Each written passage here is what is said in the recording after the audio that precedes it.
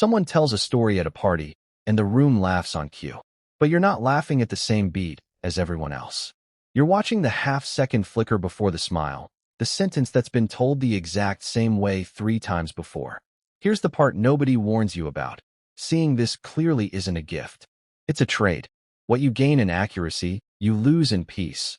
And most people who have it spend years finding out the hard way.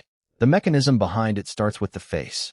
In the 1970s, psychologist Paul Ekman spent years documenting microexpressions, involuntary facial movements lasting a fraction of a second that flash the true emotion underneath a controlled one before the face resets. Most people's visual processing simply isn't fast enough to register these consciously. Some people's is. And once you can see the flicker, you can't choose to stop seeing it. It isn't only faces. It's incongruence, when what someone says doesn't match how their body says it. A coworker calls the schedule change totally fine, and their voice pitches up half a step too high. Your brain flags the mismatch the way you'd notice a wrong note in a familiar song. You don't decide to catch it. You just do. And it goes further than spotting the mismatch. You start seeing why it's there. This connects to theory of mind, the ability to infer what's happening in someone else's head. Most people use this at a basic level. People who see what others don't take it further without meaning to. Watching someone brag and recognizing insecurity underneath it. Watching someone go quiet and recognizing fear dressed up as disinterest. That's the mechanism. Here's what it actually costs you. The first cost is social. You get punished for being right. A friend is dating someone new, glowing about how attentive he is. You watch him once at dinner and notice his eyes tracking the room for reactions every time he says something charming, like he's checking whether the performance is landing. You mention, gently, that something feels rehearsed. She doesn't thank you. She tells you that you're always looking for problems that aren't there. 6 months later, when it falls apart exactly the way you saw coming, nobody remembers you called it. They remember you as the one who doubted him first.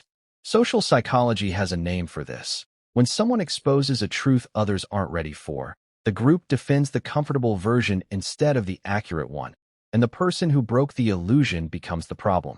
Being right, in these moments, buys you almost nothing. The second cost is internal. The trust filter never turns off. Once you've caught enough gaps between what people say and what they mean, trust stops being automatic.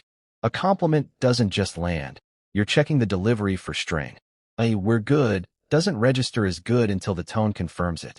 This isn't bitterness. It's closer to reading subtitles under every conversation you have, whether you want to or not. The third cost is the quietest one. You stop being fully present because part of you is always on watch.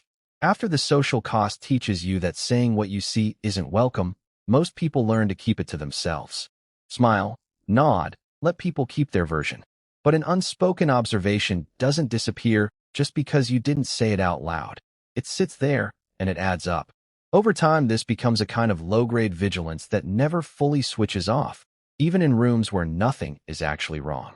You're resting and scanning at the same time, and eventually you forget those are supposed to be two different states. You didn't ask to see the gap between what people say and what they mean. You just stopped being able to unsee it once you found it. So what do you actually do with this? You can't switch off the noticing. That isn't a habit, it's wiring. What you can control is what you do with what you catch. First, noticing something doesn't obligate you to say it. You can register a mismatch, file it, and decide it isn't yours to fix. Seeing clearly and intervening are two separate choices, not one automatic package. Second, not every performance is a lie. People perform confidence and ease for reasons that have nothing to do with deceiving you. Sometimes it's the only version of themselves they can manage that day. Catching the seam doesn't require you to judge what's underneath it. Third, you're allowed to let some things stay unconfirmed. Not every read needs to be tested against reality to be trusted. Sometimes the wisest move is acting on your own read quietly. Choosing distance, choosing caution, without needing anyone else to agree with what you saw. What you have isn't a curse, and it isn't a party trick. It's a form of literacy most people never develop. And the goal was never to see less. It's to stop mistaking every accurate read for an emergency, to let noticing be information instead of alarm. That's the difference between carrying this and being run by it. If this is how your mind works, tell me in the comments. What's something you saw before anyone else did? And if this made you feel a little less alone in it, share it with someone who reads a room the second they walk into it.